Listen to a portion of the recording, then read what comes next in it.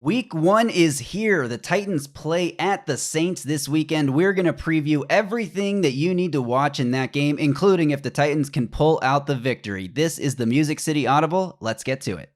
Welcome, everyone, to another episode of the Music City Audible podcast. I'm Justin Graver. Joining me, as always, Justin Melo. And that's right, Justin, like I said, this is it. Week 1 is here. We've been waiting all offseason to finally talk about an actual football game that matters. And it's here. Justin, how you doing? This feels good. I'm not going to lie to you. I'm not going to sit here and tell you it doesn't feel good, because it does feel good. I mean, wow. We're previewing a football game, a real football game, week 1. We got a guest later, a terrific guest that's going to come on and give us the Saints perspective. If you've been listening to this show for years, which I know you have been, you know that we typically do, a 20, 30-minute preview of our own. Then we bring in a guest to give you a perspective from the other fan base, things to look out for, because we want to give you a well-rounded perspective. I can't believe it's here. Yeah, me neither. And I'm so excited to see what this 2023 iteration of the Titans looks like when they take the field. And let's start right there. Things we're most excited to see and most excited to learn about this team. Number one for me has to be Tim Kelly's offense. How different does it look? How much better does it look? Will we see the more early down passing that, all those early down runs last season was pretty much the doom of this offense, the reason that Todd Downing was fired, in addition to just poor situational play calling in general. We've seen some cool stuff from Tim Kelly in the preseason that, they're keeping it vanilla, so we haven't seen a lot of schemes or things like that. But the play action out of shotgun is a new element that we didn't see a lot of from the last, really under Arthur Smith through Todd Downing. That wasn't a huge factor in this offense. We saw a good bit of that in the preseason. I'm just excited to see how all the pieces come together and to know, is Tim Kelly going to take this offense to the next level? Because I am hopeful that he can.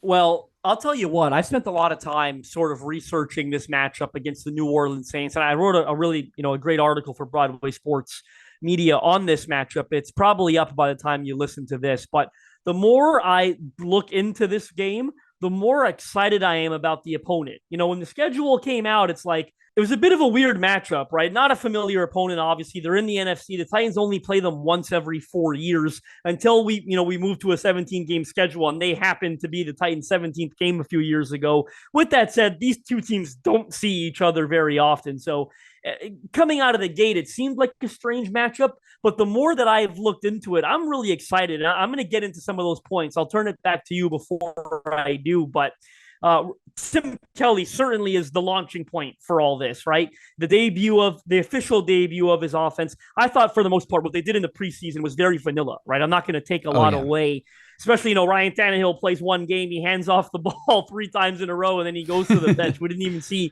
the starting quarterback attempt a pass in the preseason. So, but the Tim Kelly thing, how different is it from Todd Downing's offense? The early down runs, like you mentioned, do they call more passing plays, especially on first and second down? Not when it's 3rd and 13 and they have to throw the ball.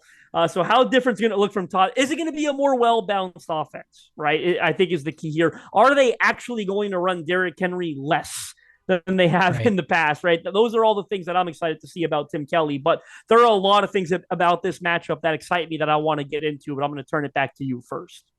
Yeah, one last thing I'll say about what I'm excited to see from the offensive side is, can the offensive line hold up? It's a completely rebuilt unit. No player is playing at least not at the same position they played last year on this starting lineup. Nicholas Petit-Frere suspended for the first 6 games, so a new right tackle in Chris Hubbard, new right guard in Daniel Brunskill, Aaron Brewer moving from left guard to center, so a new position for him that should benefit him, especially considering he'll see less one-on-one pass blocking matchups, especially against those really tough to block 3 techs. He'll be more of in a help role there at the pivot. New left guard, first-round pick, Peter Skoronski, and a new left tackle, former first-round pick who fell out of favor with the Eagles, and Andre Dillard. Can this group hold up? Will Tim Kelly help them by incorporating more quick passing concepts into this offense, more 3-5-step drops that get the ball out of Tannehill's hands quickly, so we don't have to, sit there and watch Tannehill pat the ball behind a bad offensive line and eventually get taken down for a sack? Those are the things I'm also looking forward to seeing here. But let's go ahead and move on to the matchups you're most excited to look at when it comes to this game. Well, you talked about the Titans' offensive line. I think I'd be crazy not to mention Cameron Jordan, right? The New Orleans Saints' premier pass rusher, the ageless Cameron Jordan. I believe he's entering his 13th year in New Orleans. but you'd be foolish to think he's not very effective, even with his advancing age. He led them in sacks last year. This was a team that had like 48 sacks last year. I think they finished fifth or sixth in the NFL, and he led them in sacks. So what's he going to do? That's a great matchup for Andre Dillard and Chris Hubbard as we sort of test this new offensive line specifically on the edges, because Cameron Jordan's a handful. I don't know about the secondary rushers very much. They got a couple of young guys, Peyton Turner, who they've been disappointed with as a former first-round pick. They added the rusher out of Notre Dame, Isaiah Foskey, in the middle rounds. I think it was actually, the second round, I believe it was. So those guys, first game for Foskey. Turner's trying to prove himself. You probably aren't overly worried with them. So it's not a particularly deep group on the edges, although I do think, I forgot to mention Carl Granderson. I think he's a very good, underrated player. But certainly Cameron Jordan is where the focus has to be. And they'll move him around and look for the matchup. And they're probably going to find it on the right side, right, against Chris Hubbard. So huge test for Chris Hubbard. In terms of the interior, when I think of Aaron Brewer and Peter Skoronski and even Brunskill, I think this is actually a good spot for them. You're not going to see a dominant, pass rushing three tech on the New Orleans Saints, right? Whether it's, Kalen Saunders, Nathan Shepard. I believe they're starting two new guys on the interior this year after they really struggled in that area last year. So, but neither player comes over, Saunders coming from the Chiefs, Shepard from the Jets. Neither player's got this reputation as being, sort of a double-digit sack guy that's going to give you fits from the three tech position. So I actually fairly like this matchup, at least from a pass rushing perspective, for Skoronski and Brewer. That'll be big for them. I think it's important for both of them to get off on the right foot. Certainly for Skoronski to sort of build some confidence coming out of his first NFL game. And for Brewer, who sounded very confident in his press conference the other day about playing center and very confident about this O-line in general, it's important for him to get off to a good start as he sort of continues accepting, and acclimating that he's playing center on a full-time basis. If he goes out there and gets his butt kicked, that would probably hurt. But I like the matchup for the Titans on the interior. I don't like it so much at left tackle and right tackle. Yeah, and I think that's probably true. And what you really want to see here is the Titans take advantage of at least what last year was a weak Saints run defense. See if you can get Derrick Henry going. See if you can mix in Tajay Spears for some change of pace looks and some explosive plays, because like the big element that was missing from the Titans offense last year was that explosive play element. And if they can hit a few of those in this game, especially early on, that could set the tempo. If they have one of those games like, remember the Baltimore playoff game that they won in 2019, the Packers game on Thursday Night Football last year, you hit a few explosive plays early in the game, build up a bit of a lead, and then you can run out the clock with Derrick Henry and that just pound them into submission. I think that's a formula that could work in this game if they can find those explosive plays. Can DeAndre Hopkins beat Marshawn Lattimore on the outside? Or is DeAndre Hopkins going to not even be matched up there because Tim Kelly is going to play him in the slot a lot more than we've seen in the past, given his, aging status? Is Treylon Burks going to be healthy enough to make an impact? Is Chris Moore going to be a guy that we've been underrating all offseason? Like, these are all crucial elements to the Titans finding those explosive plays and ultimately winning this ballgame. Well, I'm glad you sort of brought up the Saints defense and a couple of points there that I want to hit on, because, this is a great test, I think, for the Tim Kelly offense and a great debut for a great opponent to debut the Tim Kelly offense. Because as much as we want to see a more well-balanced offense, we want them to pass the ball more, we want to see more explosives, we also don't want them to be stubborn. They were too stubborn last year running the ball. Well, we don't want them to be stubborn and ignore the run when it's working, right? So this is a very interesting matchup to test that sort of offensive reform, if you will, because the Saints couldn't stop a nosebleed against the run last year. I think they had the 25th ranked run defense in the NFL. You know what they were really good at? Stopping the pass. They had the second ranked pass defense last year. They allowed like 185 passing yards per game, finished second only to the Philadelphia Eagles. And you probably remember how great that secondary was last year, right? With Chauncey Gardner-Johnson and everyone they had. When I look at the Saints secondary, they're three deep at the corner position. You talked about Marshawn Lattimore. What a fantastic matchup that would be for neutrals, right? Going against DeAndre Hopkins. Paulson Adebo is a terrific corner coming out of Stanford. Everyone sort of slept on because he was hurt those last couple of years. Well, turns out he's just as good as we thought he was initially when he broke out at Stanford. And then the third corner entering his sophomore year, I believe, is Alontae Taylor out of the University Yeah. of Tennessee. By the way, imagine how many more Titans fans there'd be if they drafted Alontae Taylor, if they drafted a Tennessee Volunteer. No, all We're not kidding getting aside. into we're not getting into the Titans Twitter dispute that's been going on for a week about how the Titans have spit in the Vols' faces or whatever the heck that was. Like, we're just going to stay away from that. If you know what I'm talking about, good for you. If you don't, you're better off. No, all kidding. I had to do it. All kidding aside, Alontae Taylor, former Volunteer, is a phenomenal player. So they're three deep at corner. I will say, though, if they do move DeAndre Hopkins around and play him against the slot, that's probably the best matchup you're going to get, right? Is against Alontae Taylor because he's certainly the most inexperienced corner of the trio that they have. And they got really good safeties, too. You know, the Honey Badger is still back there. Tyrann Mathieu, Titans fans will remember him well, of course, from his Texans days, and a real physical partner that he has in Marcus May. So this is an outstanding secondary. They didn't concede anything against the pass last year. It's a great test for the Titans' new look weapons. I know, Treylon Burks entering year two. I'm still including him in sort of new look, right?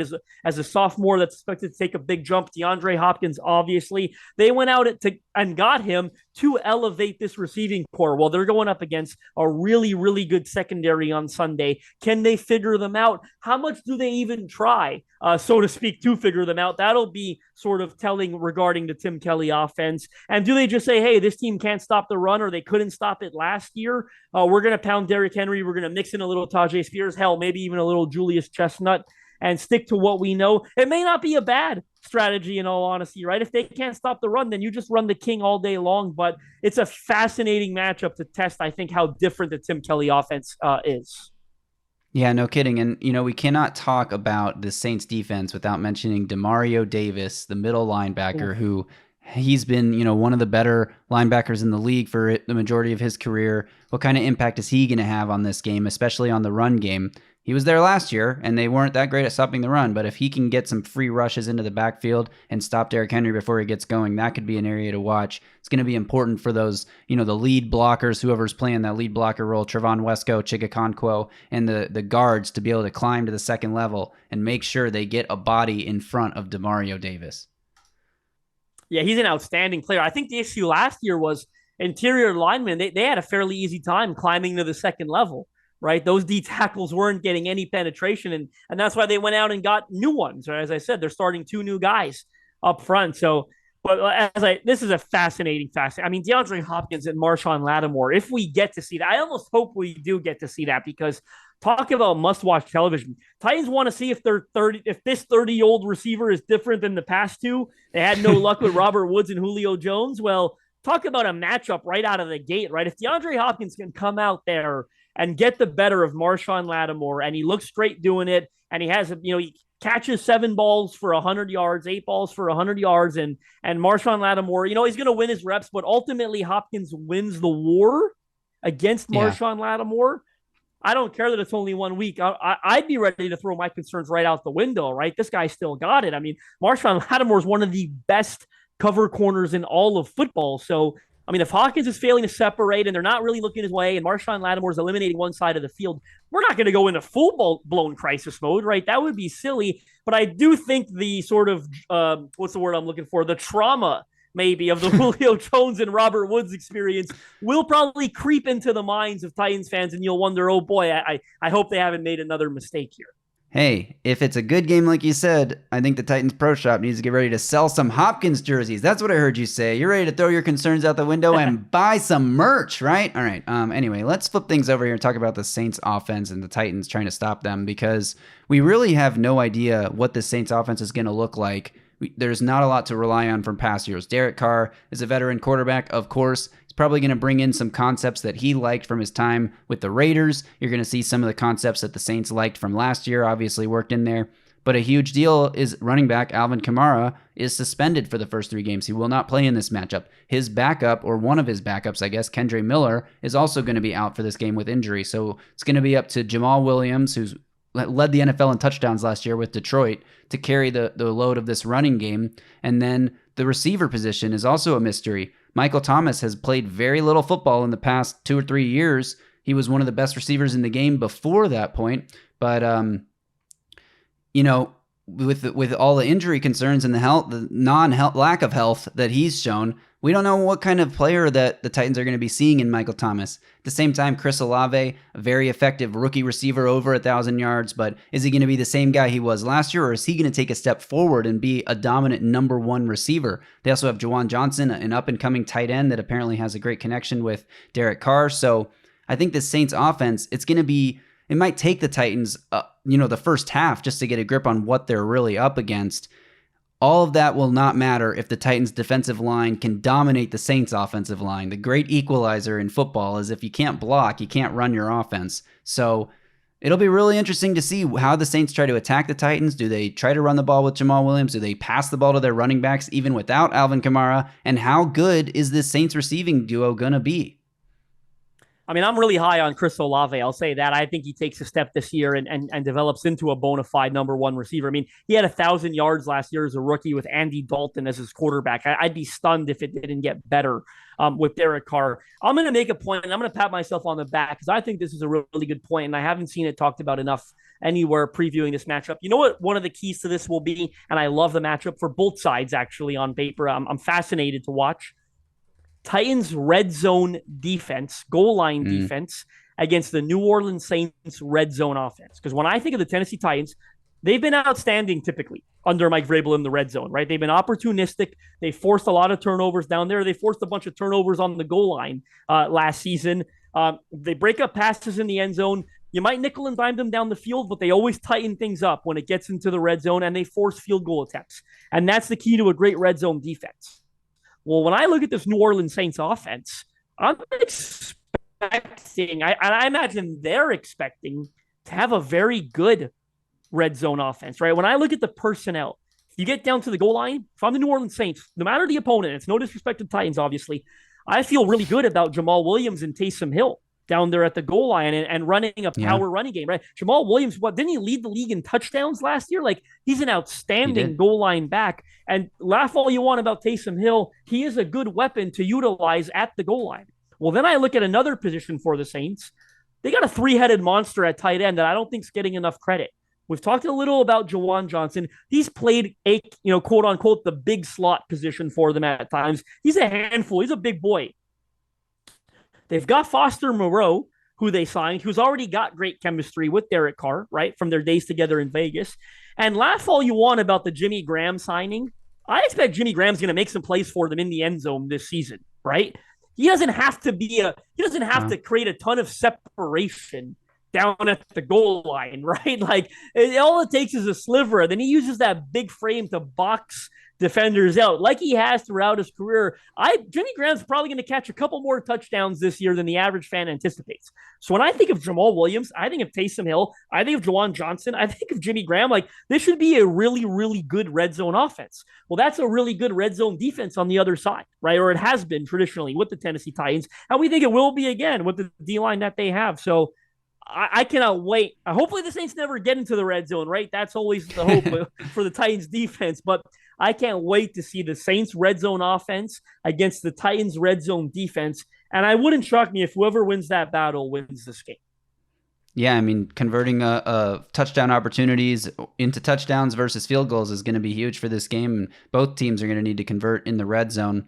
Really excited to see what the Titans' new additions on defense can bring. Arden Key, especially, the energy that he brings, the juice off the edge. How does Harold Landry look on the other side of him? How do those two play off each other with Jeffrey Simmons, Tierre Tart, Danico Autry all rotating in, getting snaps? How much is people like Rashad Weaver, Travis Gibson going to add and just help keep everyone on that defensive line fresh? Because it's a deep group. We've been talking about it all summer and especially over the last couple of weeks. So I think that is where the Titans can win this game. At the same time, you got Azeez Al-Shire at middle linebacker, a new addition who only played a little bit in the preseason, but had a tackle for loss, looked really good out there. Sean Murphy-Bunting stepping in at cornerback to really give the Titans a solid trio when healthy, and you'd expect, given that it's only week one, that they will at least be healthy for this matchup. And then you talk about one of the best safety tandems, if not the best safety tandem behind them, Kevin Byard and Amani Hooker. We don't necessarily love the depth in the secondary, but it's week one. You'd hope you won't need to go to that depth. undoubtedly someone will go down for a few snaps, might need a breather here and there. But I think overall, I really like what this Titans defense can be, the potential they have. And I want to see if they can live up to it in this first game because, Derek Carr kind of been viewed up and down throughout his career, had that MVP level season in 2016 when he broke his leg. Hasn't really ever been back to that same level. But last year was the first time in how many years that he threw for under 4,000 yards? First time in 6 seasons that he threw for under 4,000 yards. So this is a very prolific passer who can get the job done. I'm just really excited to see how it all plays out.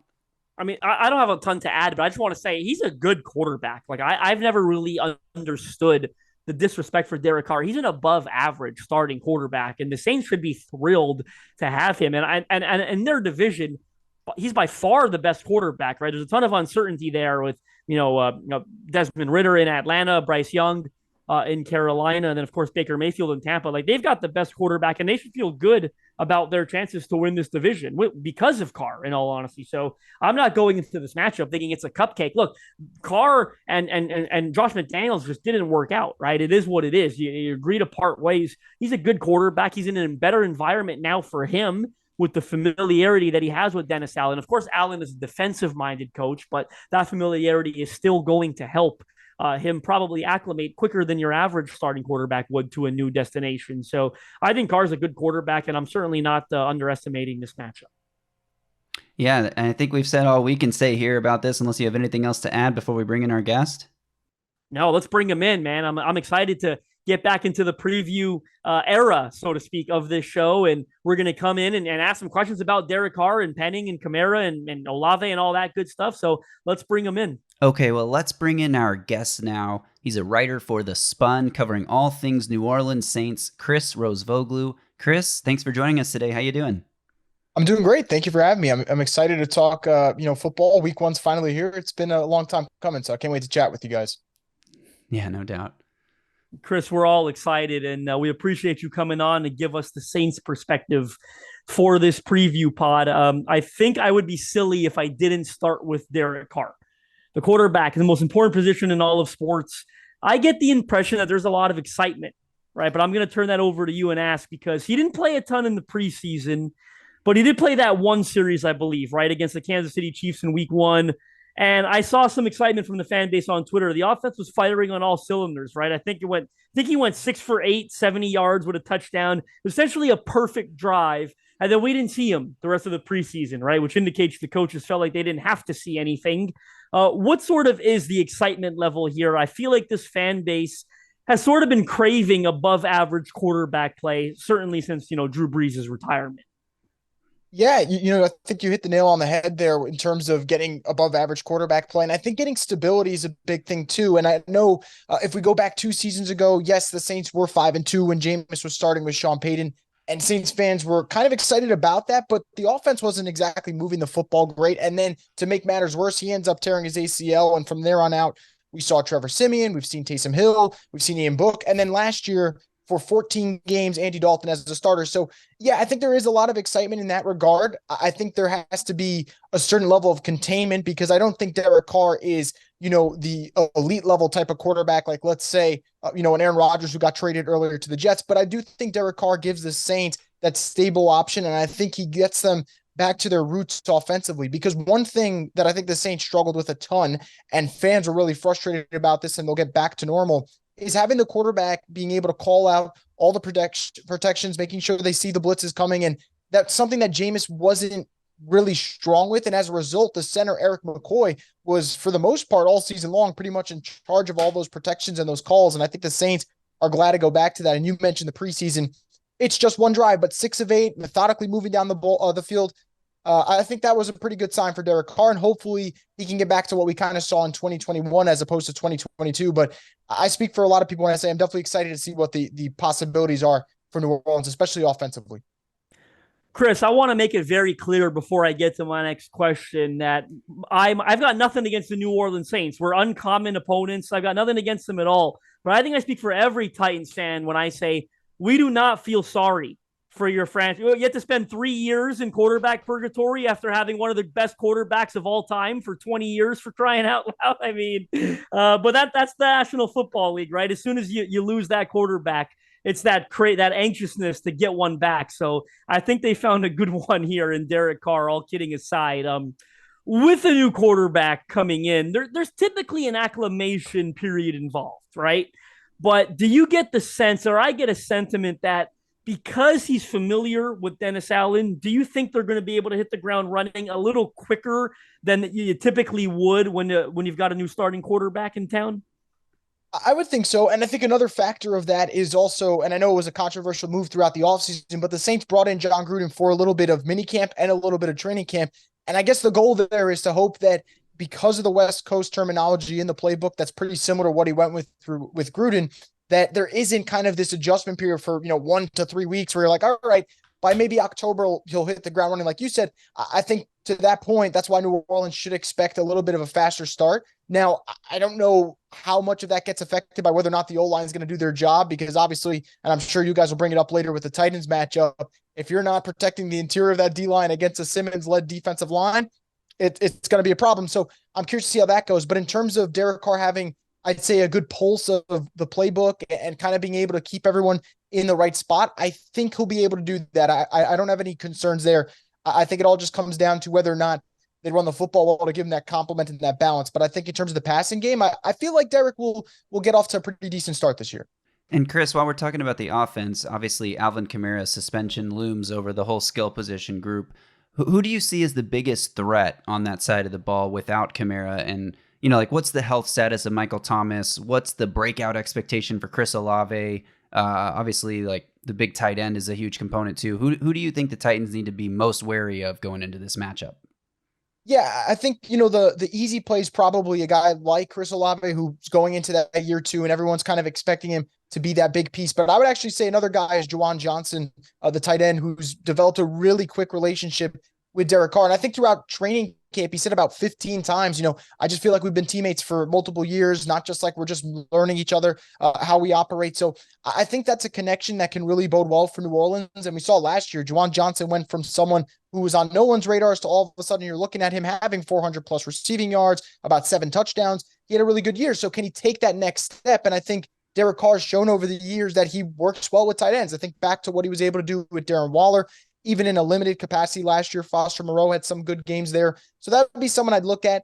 And as for the Michael Thomas thing, he's healthy right now, but I think it's one of those where I can't just be like, oh, I feel great for him to play, X amount of games, because unfortunately we haven't seen that the last couple of years. Last year against the Falcons, he looked great week 1. And I thought, okay, Michael Thomas is back. And then 2 weeks later, he gets hurt again. So I feel kind of, I'd say I'm cautiously optimistic that he's looking good. And I know that in practice, he's looked great. And the fact that they played him in the first preseason game means they felt comfortable enough to put him out there.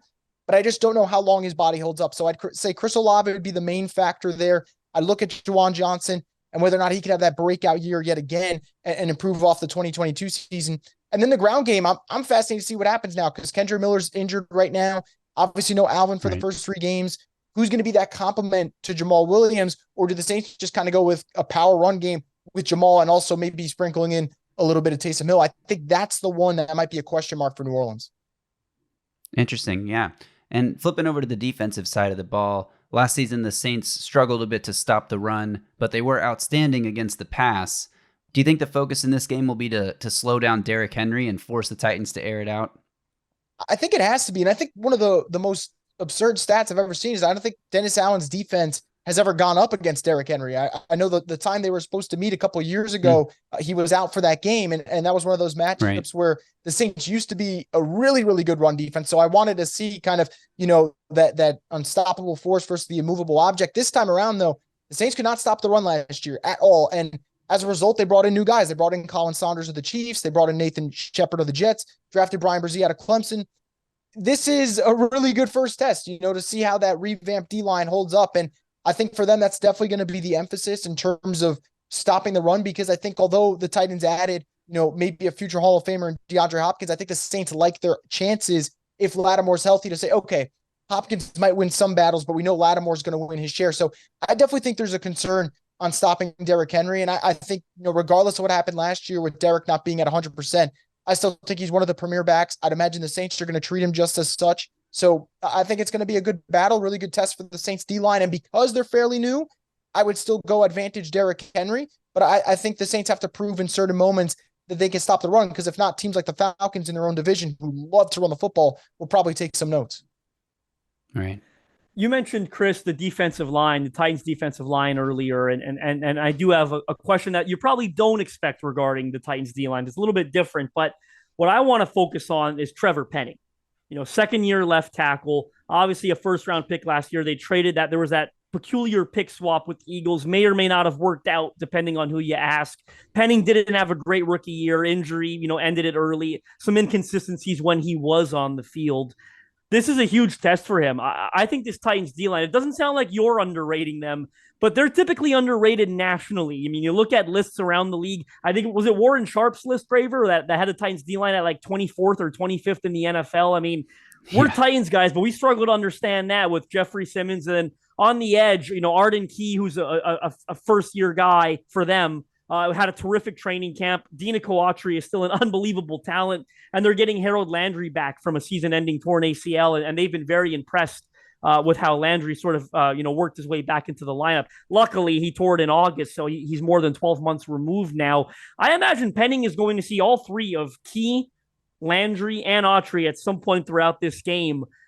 Huge test for him. What's sort of the Saints' confidence level, or your confidence level, about Trevor Penning heading into this one, and more so heading into his sophomore year? Yeah, I think the one word that you mentioned earlier, and I think that's something that we even saw in the preseason, is just the inconsistency aspect. And I know it's going to take time, because again, small school prospect, moving from Northern Iowa, all of a sudden you're becoming that left tackle of an NFL franchise. Obviously, he's not the quickest adjustment, but I think for him, it's always a mixed bag. There's some moments in the preseason where I'll go back to the Chargers game in the second week of the preseason. He looked great. And then the next play, I felt like he just completely whiffed on his run assignment, and all of a sudden their play gets blown up behind the line of scrimmage. So I think he's going to have his hands full. I would go as far to say, not just for this game, but the entire season for the Saints, if Derek Carr is like the most important player for the Saints this year, Trevor Penning might be number 2 in terms of, you got to protect your quarterback and you got to show improvement. But I agree with you. I think the Titans defensive line, I know Saints fans have been mentioning it. I think the issue, though, and I could say this for a lot of fans, is there's so much attention on Simmons, and then we don't talk about the other guys who you mentioned. But I do think this is a defensive line that can give the Saints fits, specifically on that left side, because I think with the right side, I think Ryan Ramchek's kind of earned that respect and trust for the Saints and being able to hold his assignment. Same thing goes for Cesar Ruiz. But that left side, you have Penning, who's going to be in his first year as the full-time starter, which we'll see how that goes. I think he's going to win his fair share of reps, but I think when he loses them, they're outright losses. They're not those type of plays where it's a break here and there. It gets ugly from time to time. And then you're looking at James Hurst, who was last year's left tackle playing at left guard. So how does he kind of respond to that challenge? So I think that Penning will be up there in terms of the key players for week 1. And I think this is a really good kind of litmus test for him to see where he's at in his progression. But I don't think the Saints feel like he's where he's supposed to, where he will eventually get. I think they're okay with the progress right now, but I think they'd like to see him continue to take those next steps. But the problem is he didn't get as many preseason reps as they wanted, because they kept saying, okay, last year he got hurt in the preseason. And after every drive this year, they go, okay, he made it out alive. Let's pull him off for next week. So I think he still needs more reps, and obviously that's going to come with time. But I do think that this is going to be a really tough challenge. I wouldn't be surprised if there's a lot of moments for him where he's kind of left shaking his head. Thanks, Chris. That's really great insight. We're going to wrap it up here with one final question. We sort of do this every week with our weekly preview guests, but if you had to guess today, how would you see this game unfolding? How would you predict the game flow to break down? And then maybe, if you're up to it, give us a final score prediction. Yeah, I think this is going to be a really gritty game. I think when I look at these two teams, I think you're looking at, a Titans team that, you talked about the defensive line being underrated. I think that the Titans in general just right now are kind of underrated. Like, I see everyone, and I get why everyone's like on the Jaguars, but no one kind of talks about the Titans and whether or not they could be a playoff sleeper and things of that nature. So I think for New Orleans, there's two things I'm looking at. It's that they historically don't start off great in September. And number 2, I think the Titans have a massive coaching advantage in this one. Like, I love the Saints roster. I think the Saints have the pieces to contend. But I know when you go Dennis Allen versus Mike Vrabel, I'm talking about a guy that consistently makes the playoffs versus a coach that's best season is 7-10.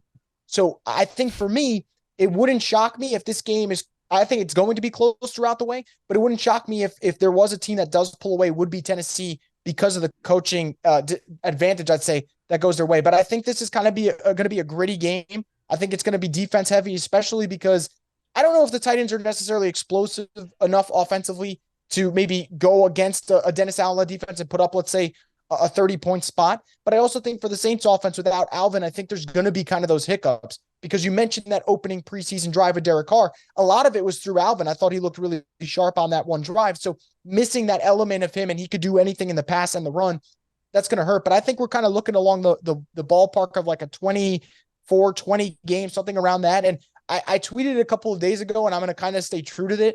I think this game's going to come down to a kick from Blake Rupe, the rookie kicker of the Saints, who won their kicking competition.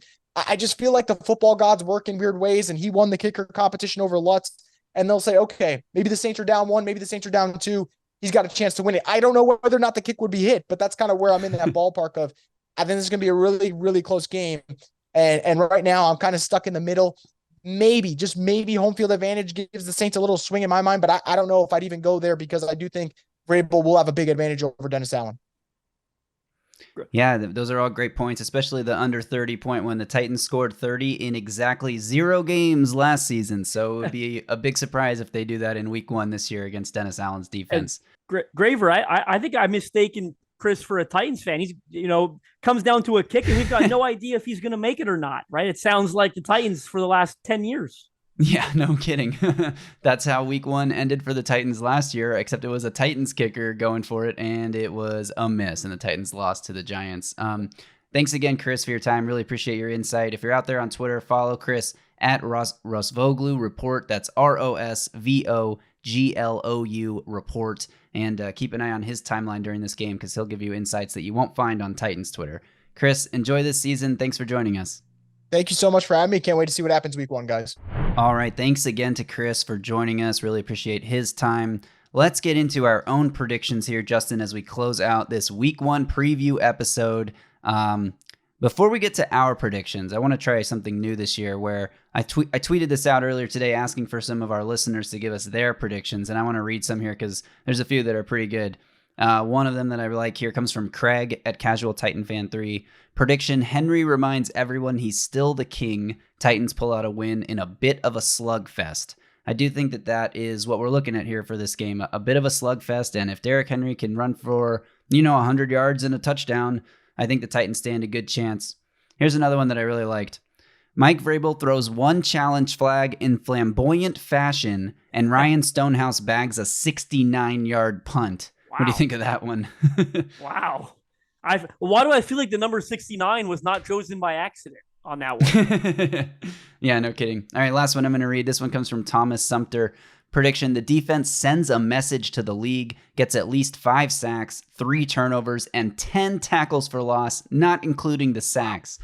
Jeffrey Simmons won't be the best player statistically this Sunday, but he will cause more destruction than a pissed-off Godzilla. That's a pretty good description of Jeffrey Simmons. I love that. I mean, Godzilla's usually not very happy, so can you imagine what a pissed-off Godzilla looks like? Absolutely. And I think, Jeffrey Simmons is going to wreck shop. We've been talking about how good the Titans D-line is, some question marks on the Saints O-line, as we just heard from Chris. So that could be the determining factor. I mean, it's kind of cliche, but whoever wins in the trenches in the NFL oftentimes will win the game. What do you have for this one, Justin? What are you looking to see final score-wise from the Titans? Can they get a Week 1 win for the first time since what, 2018? I'm going to go with yes. I'm going to say yes, they do win this game. I think it's going to be close. I hope it's not just the bias in me here, but I think Titans win. I agree with most of the predictions. It's going to be a slugfest. I agree with what Chris said. I agree with the predictions you just read. Defense first kind of game. Who wins in the trenches? Can the Titans get Derrick Henry going? I think the King will be good enough. I'm going Titans 23, Saints 20. And foolish of me there, I misspoke. The last time the Titans won in Week 1 was 2020 Monday Night Football in Denver. Forgot about that game. But yeah, no, I like your prediction there. I do think the Titans should be able to get it done. Look, we've been talking about how they're underrated, how we expect them to win the AFC South. If you've been following the YouTube channel, we got a video up now explaining exactly why they're going to win the AFC South. So check that one out if you missed it. And it all starts here in Week 1. You got to go in and prove that you're better than this Saints team that is going to be probably above average, probably win a weak division, but are they one of the NFL's best teams? I don't think they will be. And if the Titans want to have the season they want to have, they need to get this win. I'm going to go Titans win 21-17 here. Nick Folk only used 3 times for 3 extra points. No field goals needed in this one. But all right, that will do it for our preview. Let us know what you think is going to happen in the comments below.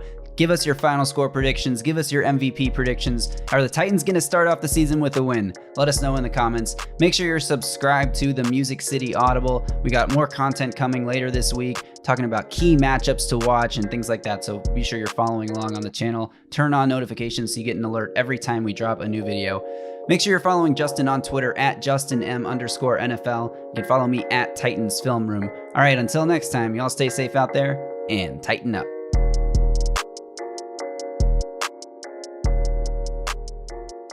A Broadway sports media production.